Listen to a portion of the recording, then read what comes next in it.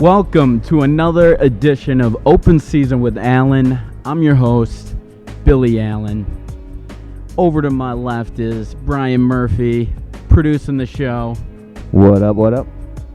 He does everything over here that we don't give too much credit for, so I always got to shout him out. And of course, get his expert hockey takes. As we're talking about the Bruins in a Game 7 in the Stanley Cup Finals tomorrow. David Ortiz got shot, not with steroids. David Ortiz actually got shot. Kevin Durant, I think that injury, that could change everything in the NBA. And Carson Wentz has just got a pretty big payday. I don't know he's been healthy 1 out of 3 seasons, locked up to about $30 million a year. It's not a bad time to be a quarterback. We're taking all your calls tonight at 502-501-3477. And we come to you from a little place called Down the Road Brewery here in Everett, Massachusetts, where you can run up to us and throw things at us or heckle us. But on a Tuesday, it's more realistic that you're probably at home, probably in the car. And if you're watching us on Facebook, dial us up and give us your thoughts at 502-501-3477. Real quick before we get into it, we've got the Red Sox and Rangers in top of the 5th affair right here. Looks like Texas just scored 2 runs in the second that it took me to introduce the show here. So not a good start, or not another good game for the Red Sox as they're down 6-3 in the top of the 5th. But that really pales in comparison to some of the things we need to start with tonight. And let's dive in with the Bruins. So, Game 7 in front of us, the Stanley Cup playoffs. Bruins coming off a Game 6 win, 5-1 in that game. This game has absolutely been this series, it's been a ping-pong ball as far as I'm concerned. First game, Bruins play their game. Torrey Krug puts his hit out on. Second game, the Blues come out, they play their game, take Grzelcyk out. Third game, Bruins play their way, get all kinds of go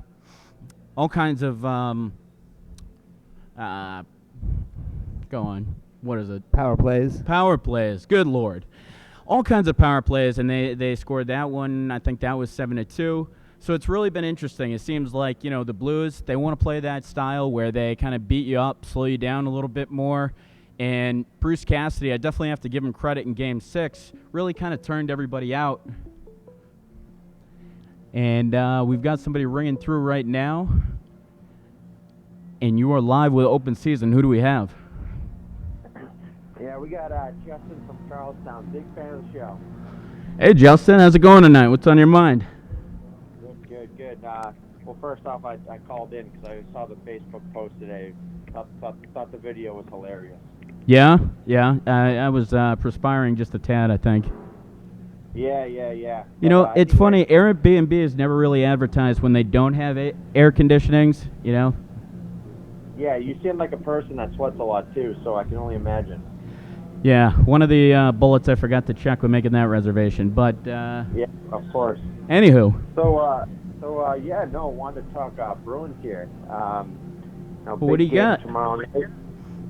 So I think the key to the game is, obviously there's not going to be any penalties tomorrow night. Game 7, they don't usually call penalties. The key to the game is getting speed in the neutral zone so we can get past their slow defense and really just grind them, dump the puck down low, get some good forecheck going, and hopefully we can outlast them in the end. It's going to be a low-scoring game, I think, probably around 2-1. Yeah? What do you think? Well, hey, Justin, it seems like when the Bruins have played their way, it seems like the games have gone a little bit differently, a little bit high-scoring when they've won. It's interesting, it seems like the Blues, they win these kind of slug-it-out affairs where it's 4-2 or 2-1 or whatever. If it comes down to one goal, I probably like the chances a little bit better for the Blues if they slow things down. I totally agree with you. It seems like, I definitely give a lot of credit to Bruce Cassidy in the last game, sitting David Backes, kind of realizing that he wasn't effective and really turning everybody up ice. And it seems like this Bruins team is a team that is different than the teams of the past where, when Claude was the coach, where it was kind of slow it down, beat everybody up. And this is a team that's just got a ton of skill, and they've been able to integrate a lot of young guys. And I think the way that they're going to win is they've got to outskate them, really. I think they got to skate past them and not get worried in trying to make hits or anything like that. And I think you're right. Typically Game 7s, there's not as many playoffs, is power plays. So I don't know how well that bodes for the Bruins because, I don't know what your assessment is, but it seems like they've been getting beat pretty badly when they're at even strength. Well, the key really is, being able to break the puck out of the zone in our defensive zone quickly because for some reason, I don't really understand why we can't get the puck out of the zone. And icing every once in a while wouldn't be the. Do you think the loss of Grzelcyk is part of that at all? Yeah, Grzelcyk skated today. A red non-contact jersey, so hopefully he plays. But even if he doesn't, you just got to break the puck out of the zone quickly because their forwards are going to come in hot, and our defense, other than Chara, aren't very big. So they're going to, check, and they're going to come in high. There's no next game, so they don't care about a suspension. They're going to come out for blood. So, just have to get an early lead. If we get a lead early, the Bruins will win. If we don't, it's going to be a tough uphill battle to beat them, I think. Yeah, definitely. I agree with you. I think the key has definitely been the team who's gotten the hot start has really been able to play their way. Let me ask you this, Justin. Tuukka Rask is looking like the favorite for the Conn Smythe, and even if the Bruins lose, it seems like he would probably be the most valuable player in this series. I guess if the Bruins were to lose, do you think this gets something off Tuukka Rask back? What do you think a loss would do for Tuukka Rask, given that he's performed so well through this playoffs? Yeah, I can honestly say I've been a Tuukka Rask hater for years now because he's the highest paid goalie in the league and he hasn't performed to it. But this playoffs, he's put together a almost Tim Thomas-esque playoff run. I do think if the Blues win, that Matt O'Reilly will probably win the Conn Smythe. He's scored a lot of goals for the Blues, and he has outplayed Patrice Bergeron in every game in the series. So I think it probably would go to him. Yep. Rask would probably be close, but if the Bruins win, it certainly will go to Rask. Yeah, absolutely. And let me ask you this, Justin. They made a big to-do about a pregame, a pretty emotional pregame 6 speech that Bergeron gave. Who do you think is going to fire up the troops in Game 7? Do you think Chara grits something out through his wired jaw? Who do you think ends up speaking to the team and motivating them before Game 7? To be honest, it's probably going to be Bergeron again. I don't think Chara can speak. So other than him grunting, I don't think he'll be talking a lot. So right. It probably will be Bergeron or no through the wire for Chara. Yeah, maybe Backes comes down, and gives a speech. He was a captain of the Blues for a couple of years, and he might. I hope he doesn't play because Kuhlman came in and played real well, and we need that speed. So at the end of the day, it probably will be Bergeron, and those guys follow him because he's a leader. He doesn't talk a lot, but when he does talk, they all listen. Yeah, absolutely. Well, hey, Justin, I appreciate the call. Any other thoughts before we let you go? No. Just keep doing what you're doing. Big fan of the show. So yeah, great program. Glad you could take my call today, and go Bruins. Hey man, we try to make time for our fans. We appreciate it, and hopefully we take it home in Game 7. All right, talk to you soon. All right, take care. Bye-bye.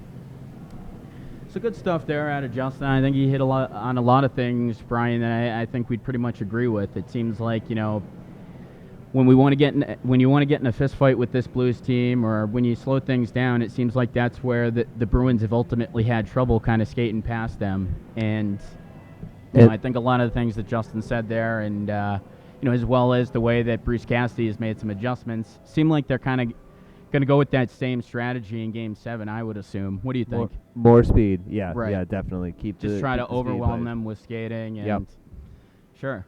Yep. So Carson Kuhlman, it's if Grzelcyk skated today, and maybe is in the morning skate tomorrow. Who knows? He might be a game time decision.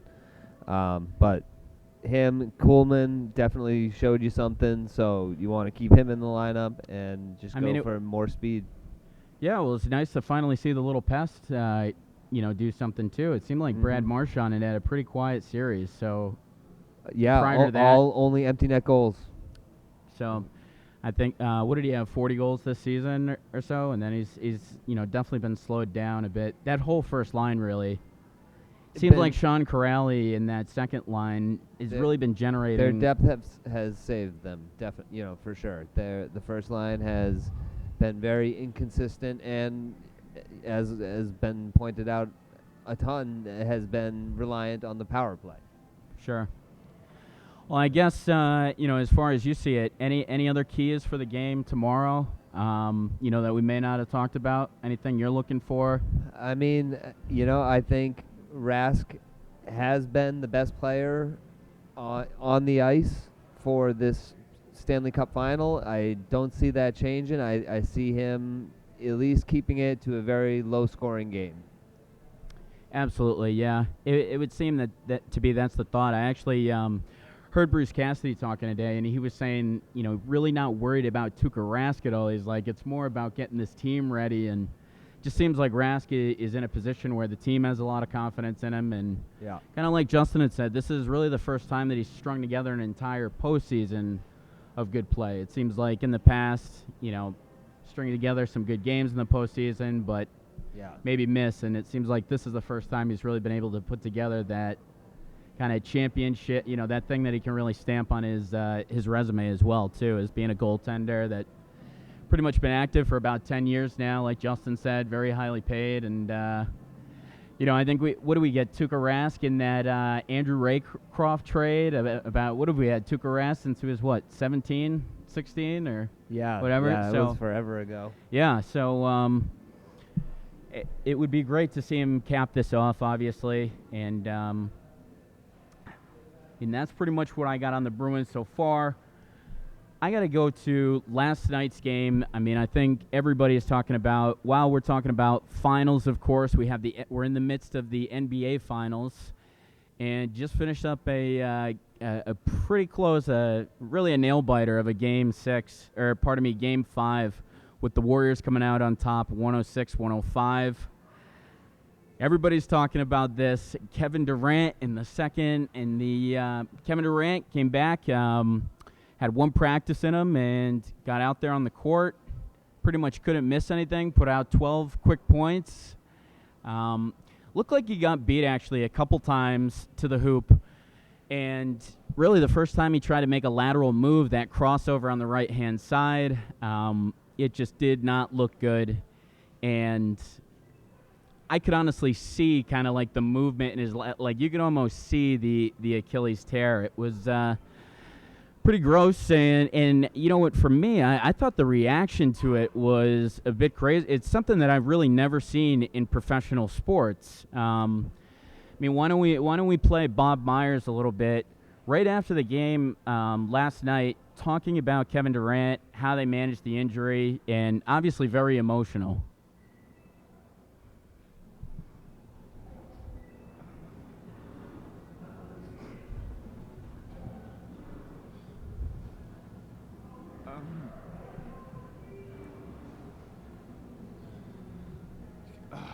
Kevin had it's an Achilles injury. I don't know the extent of it. He'll have an MRI tomorrow.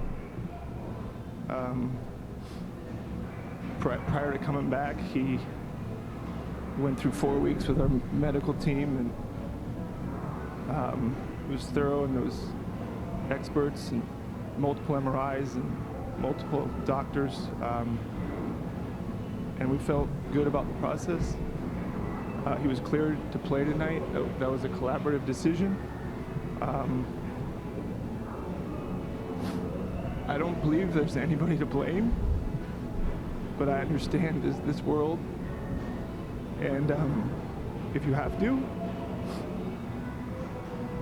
you can blame me. I run our basketball operations department, and Let me tell you something about Kevin Durant. Kevin Durant loves to play basketball, and the people that questioned whether he wanted to get back to this team were wrong. And I'm not here to... That's about enough. We can kind of cut it off there, but I did want it to go on a little bit. That's what it sounds like to hear a grown man cry. And people. I mean, honestly, I was quite shocked. What does that do for Kevin Durant when everybody around him is crying? And I mean, I can honestly remember in high school, I got injured really bad. I dislocated my kneecap, and remember everybody coming over, just looking, giving their reactions, like, you know, being horrified of it. You know, to actually have all these grown men crying over your injury, I don't know if that's really making him feel better. I think it also shows that the Warriors definitely wanted to push Kevin Durant back into that series. I mean, Bob Myers crying like that. I don't think you get him crying like that unless he felt like there was some responsibility. And honestly, just never seen this in sports. How many times have we seen guys get injured, get career-ending injuries, whether it's a Kevin Ware injury, whether it was the Paul George injury? You know, we've all gasped, we've all been shocked. But, you know, to actually really openly weep like that, you know, like I said, it's just something that I've never really seen in sports. And it just seems like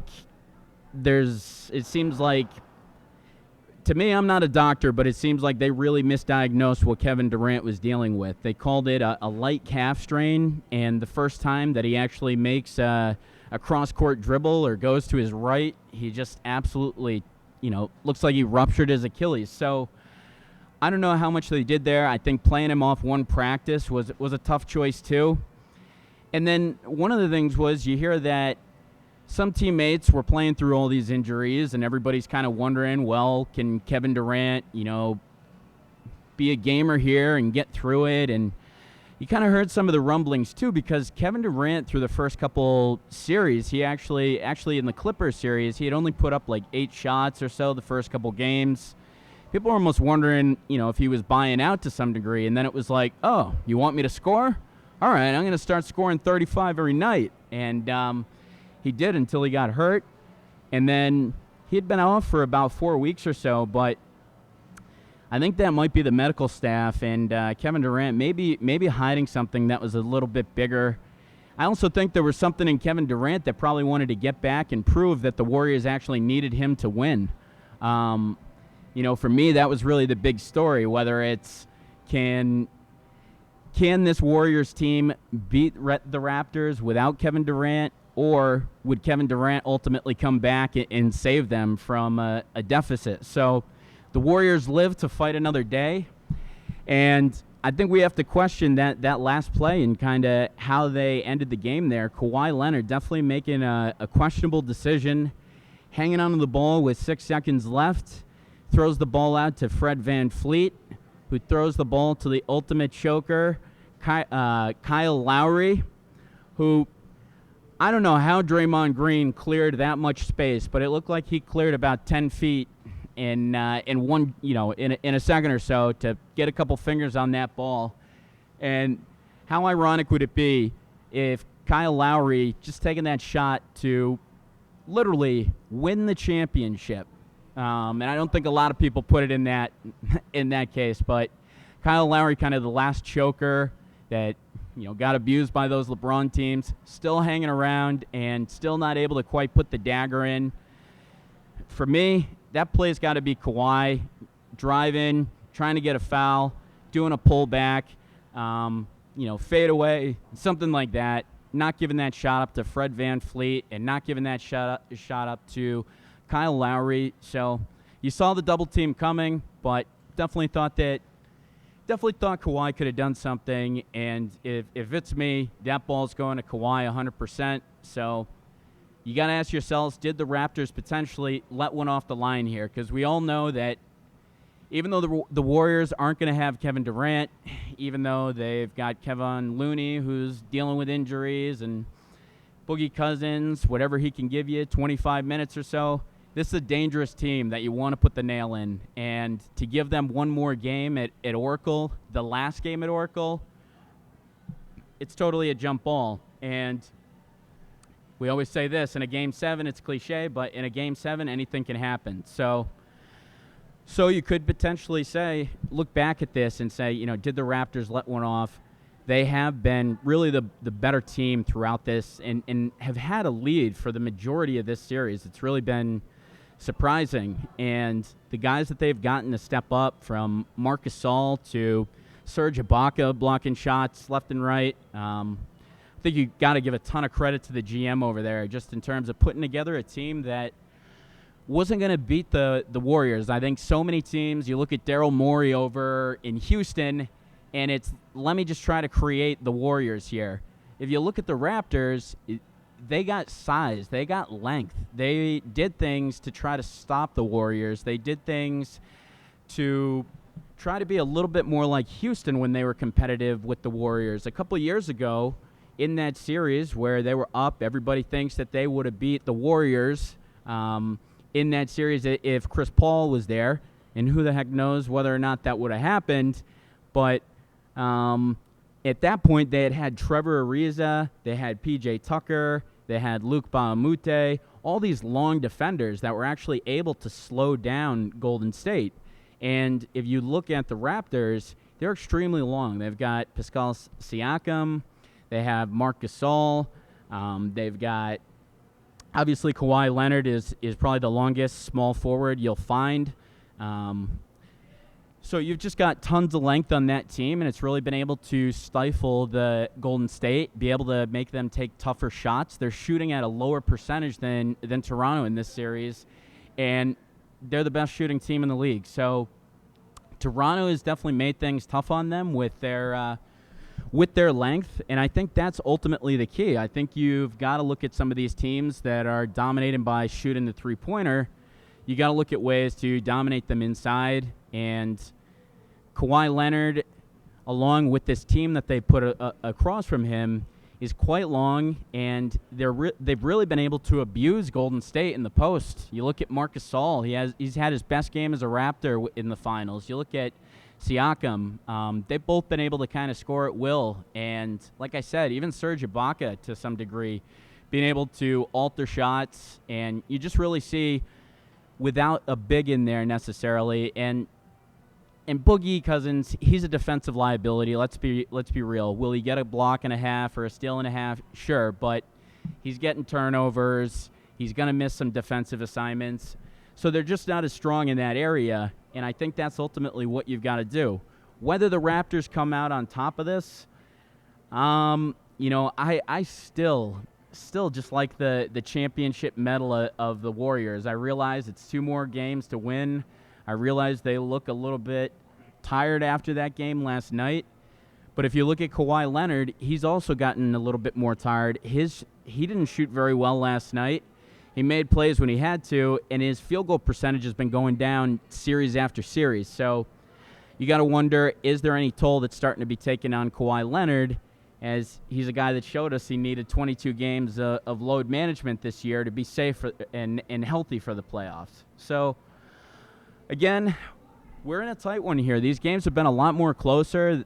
I thought we were in a fall series here. I thought, Raptors win one game, Warriors turn that over and win the next 4. I thought we were in for a 5-game series, so I was definitely wrong on that.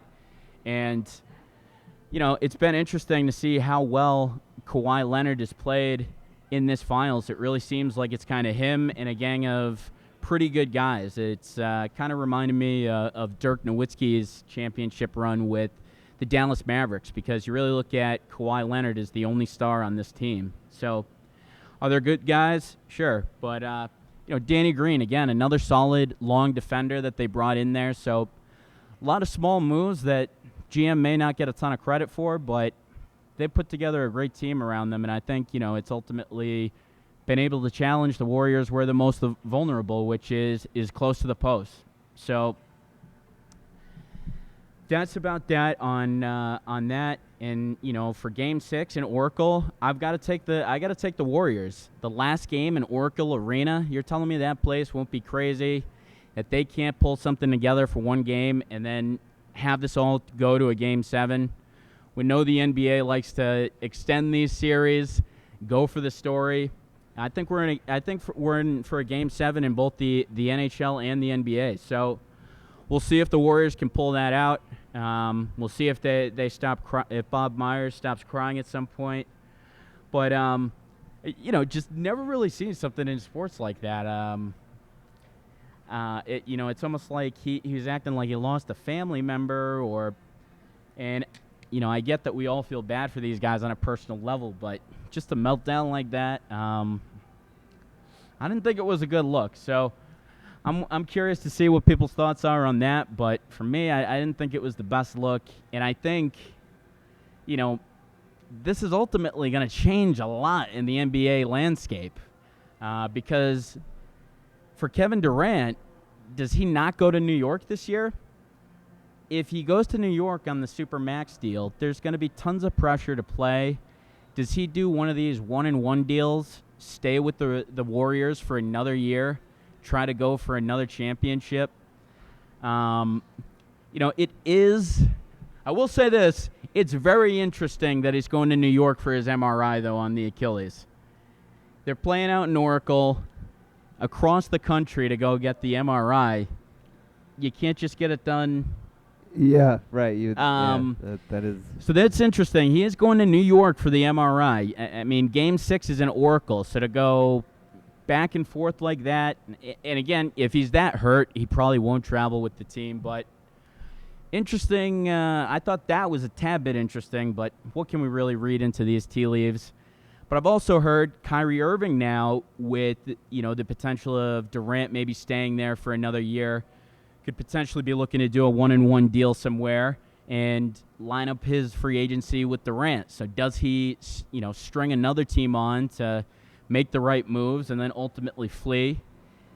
And does this make some guys start to look around and think about the injury possibilities and how much they're leaving on the table if they don't decide to stay with the team that they're with?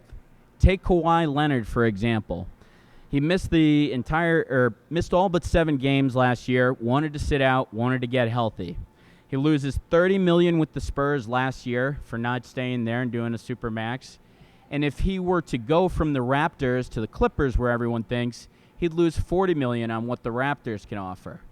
So I don't know about you, but I don't lose $70 million in a lot of years. And $70 million is definitely no small change when you're a guy that is taking 22 games of load management off. So does Kawhi Leonard kind of look around and say, okay, this team understands that I need to take time off to be effective. They don't give me any issues with that. There's been reports that he's created a pretty good bond with the training staff over there. So does he say, you know what, I need that extra year in my prime, and does that change the landscape? Does that make the Raptors a more attractive destination for him? Given the fact that you look at Kevin Durant, who is just about to sign a Supermax, tears his Achilles, we see how fast it can happen. So does something like Kawhi Leonard become the model? That's what I'm scared of. Do these guys start looking around and saying, Kawhi Leonard, he sat 22 games, but he's got his team going to the finals. And is it going to become something where the NBA regular season, it's already pretty irrelevant? As Kyrie Irving told us himself, right?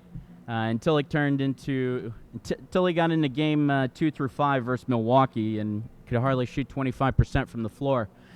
But for a lot of these teams, it's really a game of playing the right basketball at the right time. Does this turn into something where there's a lot more guys sitting? How do you kind of curb this? This is something that the NBA had tried to cut down on years ago when you had guys like Greg Popovich sitting, Tim Duncan, Manu Ginobili, Tony Parker, all those guys at a certain game, and then fans being upset, I traveled all across, and these guys are sitting, but Kawhi Leonard taking 22 games of load management. How many games did Kyrie take this year? So does this ultimately show guys that they do need to take a couple more weeks of rest? I just don't like that. I like when playing 82 games, when guys like Jordan, Gary Payton, Karl Malone, was play every game I possibly can. through injuries and whatever. So I think you're potentially looking at a large impact. I think Kevin Durant is less likely to go to New York. While I would still favor him going to New York, I would say that it's less likely that he goes there this season. I would be looking more for maybe a 1-1 and going there next year. Because with the Warriors, he'll get his time. He'll be able to heal. He'll be able to come back. There won't be so much pressure there. They have a team that's going to win games anyway. So is that ultimately something that's going to be more comfortable for him? I think he's going to New York eventually, but I definitely do look at the possibility for a one-on-one situation and staying in Golden State, particularly if they're able to pull this finals off, because 4 straight championships is something that nobody's done since Bill Russell. Not Jordan, not Shaq, not Kareem Abdul-Jabbar. Nobody's done that. So I think you really would be putting yourself in some rarefied air, and even if the people are going to call these not real championships for Durant or whatever you will, and at the end of the day, there's no asterisks on championships. We all look back at any of these championships that guys have won. You don't forget that when the Pistons, you don't remember that when the Pistons won their first championship. I think Magic Johnson only played 1 game in that series. A lot of guys were hurt in that series, and you don't really look back on that. So ultimately, it's going to come down to so what I'm saying is that Kevin Durant, if he's got 4 trophies next to his name, and obviously this year he's not going to be able to get the MVP, but he's already got 2 MVPs. Those aren't going to be cheap, and I think that's going to be something that can put him into the top 5 or top 10 of all time. So it's going to be really interesting to see how he heals. He's a bigger guy.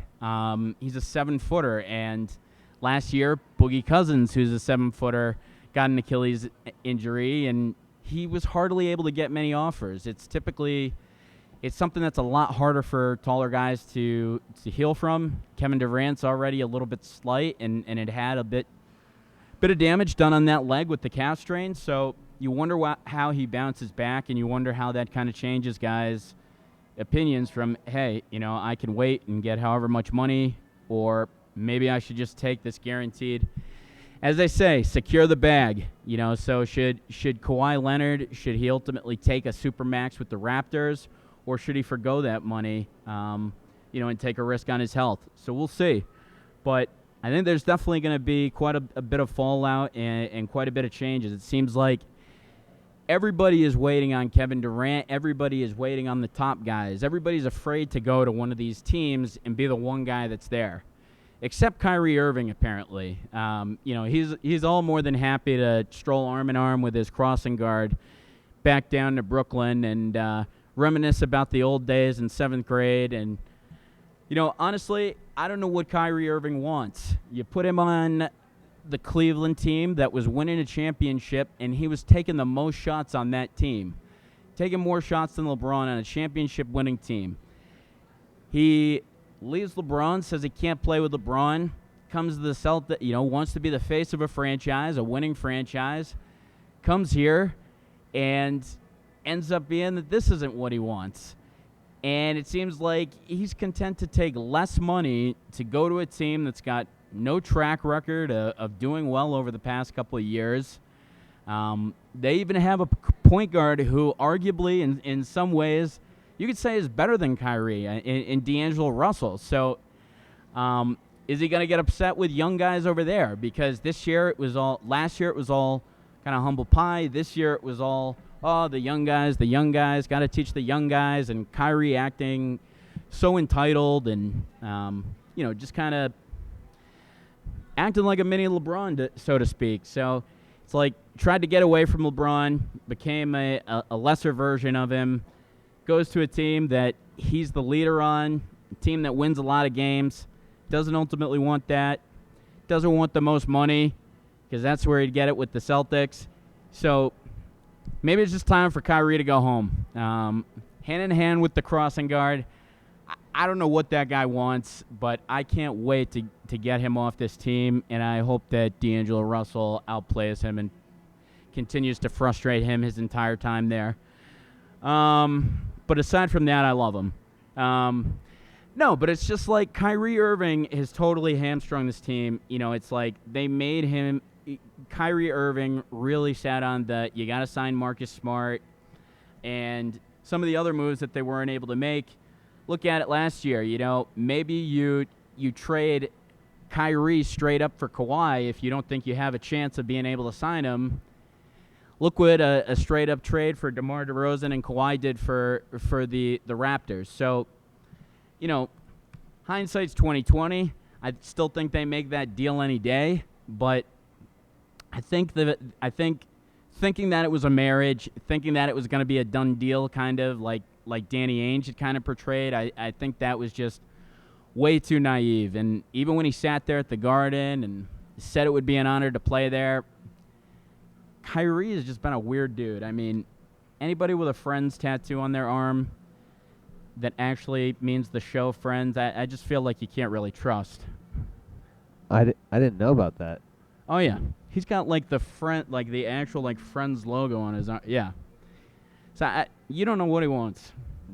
Friends that is and to go home, be close to where the heart is. It says, "Stroll with me, my light family." I mean, I'm just like, I'm almost like gagging reading some of these Instagram posts. So, you know, but I will say this, you know, if we could sign Kyrie, I still would, based on the power of what you have to do to get stars to play here. You're not going to get another star if you don't sign Kyrie Irving. And what the Celtics are talking about doing right now is nothing that's going to be too attractive to Celtics fans. It's talking about potentially a long-term deal with Terry Rozier, who was pretty much calling out the entire team a couple weeks ago in the media. And they're looking at trying to get Clint Capella as a fallout from that Rockets making everybody available on the trade deadline. And, you know, he's a good player and all, but I don't even necessarily know if he really fits into this team and their style. They've always looked at bigs that have been able to shoot the three-pointer, and even when they got Al Horford, they turned him into a big that was going to shoot the three-pointer. So for a guy like him that's based all really off kind of like put-back dunks and alley-oop dunks, I think there's definitely a place for a Clint Capella, but how many assets do we have to give up? How much does that actually help our team out?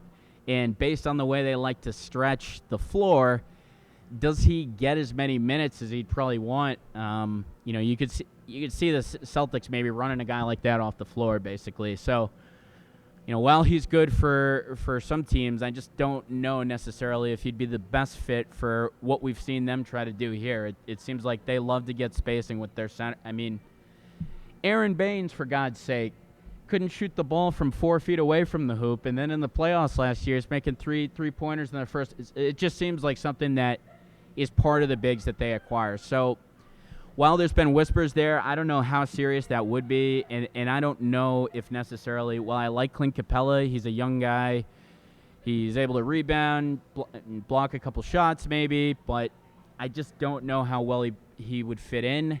The Celtics also have a young guy in Robert Williams that could be potentially able to jump up and grab a spot like that. So we'll see, but all signs look towards a youth movement here in Boston. There's even rumors that Al Horford could potentially be looking to go to a contender on one of those deals like David West had signed a few years ago, where you're just taking $1 million or $2 million to go to the contender, get that championship, almost like Boogie Cousins did this year. So all signs are kind of going towards the Celtics taking apart these things that they built together, the things that we've got excited about, the chances to get Anthony Davis. And one thing that's come up, and one guy that's certainly campaigning to jump back on the bus, is none other than Isaiah Thomas. But of course, they actually played one of his clips the other day, just like a throwback Thursday or something like that, of him scoring the 53 points against Washington. He put up he retweeted. He's like, "Give me another chance, I'll do that shit again." You know, so he's like chirping at the Celtics trying to get a spot. And I think there's some people who want to get Isaiah back, but for me, I just think I want him to kind of go out like the badass that he was. I want him to go out scoring that 29 points a game. I mean, it was hard for me to watch him last year with the Nuggets, being pretty much one of the last guys off the bench, scoring 8 points a game. I mean, we talked about how many defensive liabilities he had years ago, and his hip just hasn't been right for 3 years now. So I don't like his chances as he turns 30 for that hip to get better. I certainly wish him the best, and I think he will be able to score points off somebody's bench, but I just don't know if there's going to be a marriage back here in Boston. Something that he's campaigning for and something that I think a lot of Celtics fans would like. You know, he could provide some off-the-bench scoring, but I don't know if ultimately that would be the best move for either of them, because I think he gets back here and probably thinks of himself as the IT who was playing 40 minutes, putting up 29 points. He was talking about a Brinks truck and all kinds of things back then. So I just don't know. It was like when he was at his absolute best, he was still a liability in some regards, and his hip's a liability now. So while he's got a ton of metal, and while he played through a ton, you know, the loss of his sister, of course, and took the Celtics certainly to areas where we didn't think that team was capable of going. But I think it's a game of we just need more talent at that position. I would look at Terry Rozier as a much better player than Isaiah Thomas at this point in time, even though I don't look at Terry Rozier as a terribly proficient point guard. I would say he's probably in the 15 or lower category if you're ranking point guards across the league. So I don't know. For me, that would be tough. You know, you get him on $1 million or $2 million, and he comes off the bench and agrees to it. Sure, that'd be an awesome scenario, but just not sure how many minutes he's looking for. He's kind of always a guy that, and you know, not for nothing, I like that he's always looking to prove himself, but I think he wants to get back to something like 30 minutes and, you know, performing like the IT that we saw a few years ago that was on the second team All-NBA. So he's continued to reiterate that he's going to get back to his 30-point ways, and, you know, we'll see where he ends up this year, but not pegging the Celtics for the top location there. Now, let's get into, obviously, the other big news transitioning to the Red Sox right now as they continue to get smattered here by the Rangers, 9-3. A little bit bigger news on that. David Ortiz shot in the Dominican. David Ortiz, for those of you who don't know, he's actually moved his family down to Miami. He's been living in Miami for the past few years. I actually didn't know that. But still goes down to Santo Domingo and in a pretty bad part apparently. And he was shot. He actually had part of his gallbladder and his intestines removed and was on a plane in about 3 or 4 hours after that. You know, it's like, I don't know if that's the residual HGH or just that he's invincible. But, I mean, David Ortiz, guy gets shot in the stomach and is on a plane back to Boston, healthy enough to – you hear about anybody else getting shot, it's like, oh, God. I feel like 2 minutes later, they're already talking about sending down a plane and getting him back and all that. So, at least he's in good condition. Obviously, thoughts and prayers. But seems like he was tied up in a little bit of trouble, Brian. I don't know if you read a little bit deeper into this or have kind of heard some of the reports that have been leaking out over the last 2 days. I've heard some stuff. So it seems like, and it seems like this has been verified from a lot of sources, that good old Big Papi was not being the most faithful man in the Dominican on his trips down there, and it seems like he was actually fooling around with a well-known drug dealer down there, and it seems like he had actually hired a couple guys. Drug dealer's girlfriend. Right, yes, dear God. Yes. I didn't mean to say Big Papi is, I didn't mean to break something else here. Yes, so he was with the drug dealer's girlfriend. And yeah, apparently his buddies kept telling him to stop, take his distance, but sometimes the heart wants what the heart wants, and Ortiz ultimately getting shot over some love there in the Dominican. Allegedly. God, Allegedly. I don't know. Allegedly. But for me, why is he still going down there and hanging in certain areas? I get that he's always going to have this allegiance to the Dominican Republic, but to go down to Santo Domingo, to go to these areas, I mean, you saw that club. You saw how those guys were able to just get in there. I mean, that's kind of horrifying. I feel like that could be something that sticks with you. Guy gets shot at dinner, he's going to be looking over his shoulder. I mean, that could do some real. Yep. I would not be headed towards the Dominican. And I mean, here's the thing too. It looks like those guys had a clear shot at Poppy. I don't know if it was a warning shot and they tried to get a message across, or if they ultimately wanted him to, if they were trying to kill him. But looked like they clearly looked at him and fired at him. But ultimately Ortiz is doing okay, and we'll continue to see what happens here. But obviously, I think we can all agree that even if you're not the most faithful or make mistakes in your personal life, still doesn't give somebody license to, try to execute you. So, thoughts and prayers for David Ortiz, obviously a legend here in the city and done so many things for this team, this organization, and, really does a lot of things in the Dominican as well. So, again, our thoughts are with him, but it seems like he's healing pretty quickly, and we'll continue to see what comes out of this story and see if all that was true or false. Seems like every time there's something out in the news, it takes about like a week to kind of verify what actually happened. There's like the first couple stories that come out, they're verified by something, then a couple more stories come out. It's like kind of takes a week of like the BS journalism cycle to feel like to kind of get exactly what happened. Yeah, things break pretty quickly. Yeah. So, I mean, it's been breaking, but, interesting, too, because his wife actually came out with a statement today, and, if the whole thing was about, infidelity to his wife and all that, so, again, some things don't quite add up, and we'll continue to see what that is, but definitely concerning times for David Ortiz and his family, and, to take to step off kind of a tough subject and go to what's currently going on.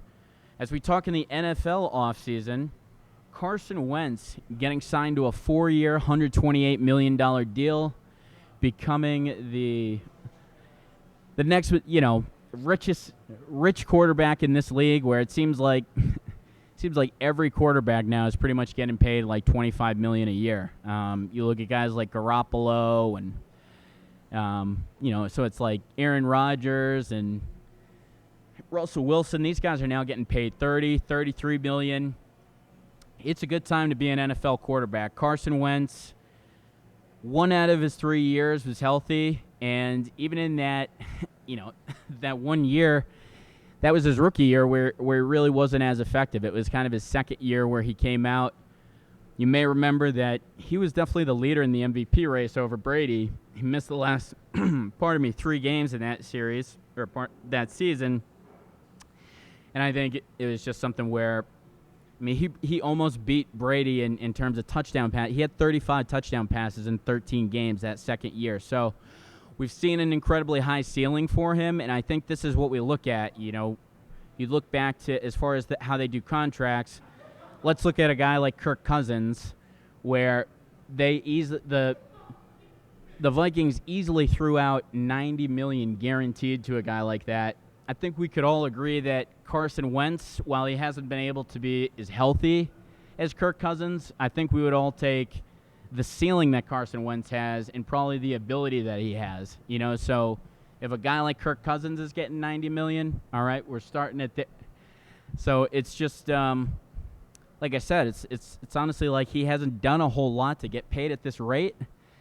Just kind of show that he's got the potential. And it wasn't one of those years. I mean, in 2 of those years, we looked at Nick Foles as there was people in Philadelphia kind of looking at Nick Foles saying he was the better guy. And I know that was a ridiculous argument, but it just seemed to be like he won games when he played the team. It was almost like they won in spite of him. So, Carson Wentz getting a huge deal. Definitely happy for him, but it's just these NFL quarterbacks.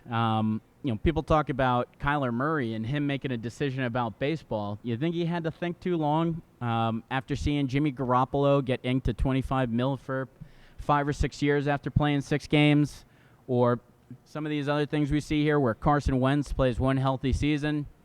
He's got a lot of talent, but you just inked him up to $25-26 million a year for the next 4 years. So if he plays at the rate that he's been playing at, you're not going to see a positive return on that.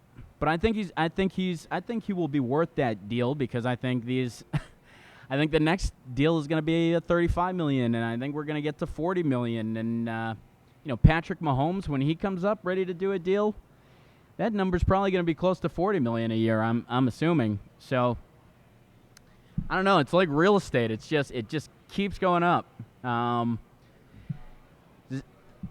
Speaking of things that keep going up, it's Jalen Ramsey's asking price on a rework contract with the Jags.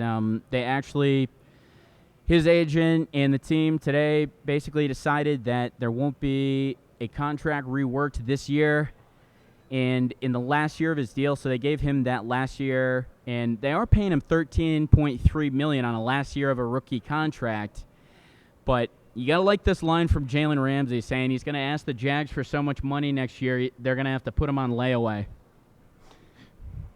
I mean, you're up there with the IT saying you got to back up the Brinks trucks. I like that one. So Jalen Ramsey hasn't missed a game in his NFL career. He's been a Pro Bowler in 2 of the years, All-Pro in 1 of the years. He's already got 9 or 10 interceptions in his career and pretty much looked at it as the top cover cornerback, or definitely one of them.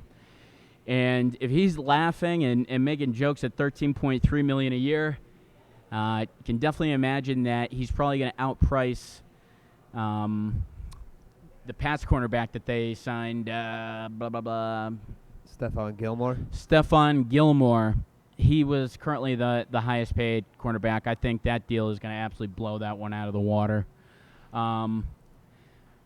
And then to get a little bit dark again, some crazy news on Kellen Winslow. I'm sure people have followed up with this story, but a judgment actually did come down to it. He is sentenced to jail for rape, for the rape of a 54 and a 58-year-old woman.